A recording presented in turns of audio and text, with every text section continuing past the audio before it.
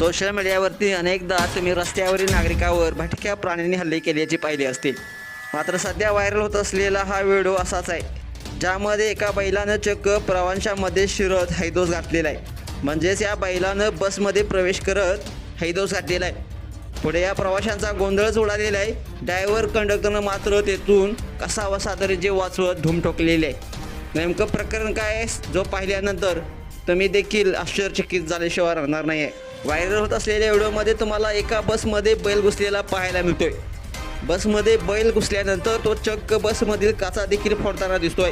मात्र बसमधील प्रवाशी बस चालकाच्या दरवाजातून बाहेर पडताना दिसत आहे.